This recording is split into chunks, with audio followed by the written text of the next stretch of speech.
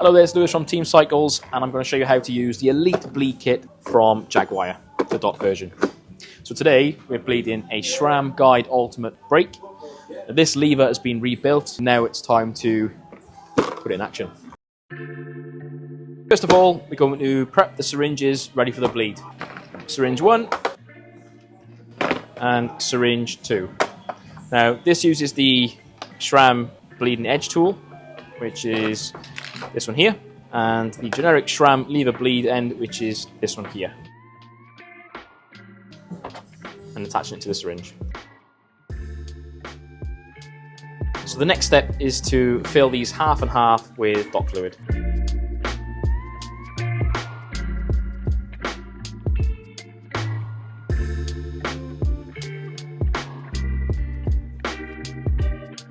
So the next step is to get any air or moisture from inside the fluid, and we do this by turning the stopcock, vacuum the lever, you can see all the air bubbles forming, cycle that a few times, and as you're pulling on the syringe you'll see the air bubbles just forming here, and release that stopcock and push out any of the air bubbles that you've gathered.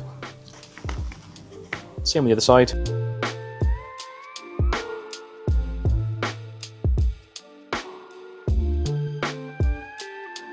First of all, we'll take the wheel out.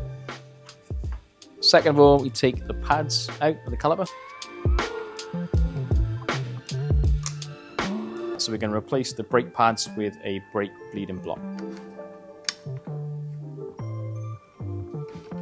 So there we go, so that's that prepped.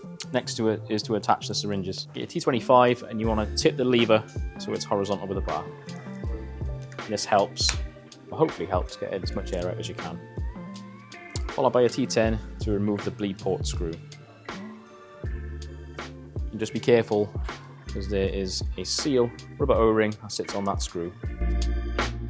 So now that screw's out, it's time to attach the syringe to the lever side. We're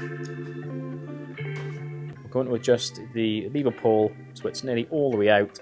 Same with the pad contact, again all the way out. Get as much lever throw on the lever as we can whilst we bleed it. And now we're going to attach the syringe to the caliper end. You need a 4mm Allen key for this one just to open the bleed port screw just here. Bleeding edge tool, pushes all the way in, open the bleed port, and we're ready to rock and roll. So first of all, we're opening up the bleeding edge port on the caliper, followed by the stop valve on the lever end. So now we're going to feed the fluid from the caliper end to the lever end. Remember, this lever has been rebuilt, there's no fluid in this one at all. You should see a lot of air bubbles.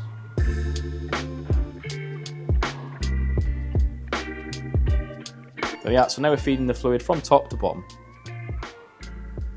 Now we're going the opposite way from bottom back to the top. So at this point you should see, again, more bubbles coming from the syringe.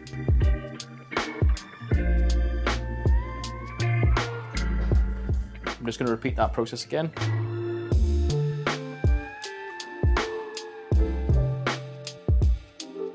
So now that's flushed through, I'm going to close this lever off on the caliper and remove the syringe from the top. So lock the valve off, and just before we take the syringe off, I'm just going to put a bit of roll or rag around the lever as it can drip some fluid out whilst you're removing that. It's completely normal. So bleed port screw it ready. Place the bleed port screw. So now we're going to pop a little bit of pressure into the caliper. So just remove or unwind the bleeding edge tool. A little bit of pressure. Tighten that bleed tool again. Remove. Time to clean. Isopropyl alcohol again.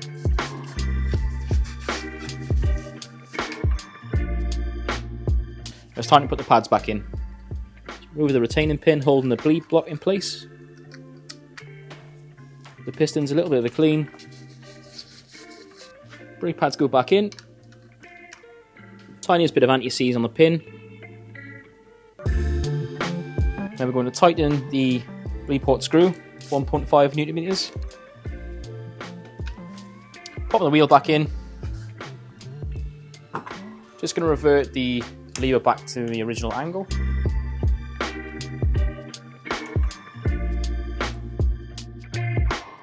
There we go. So now that's nice and bled, it's time to align the caliper.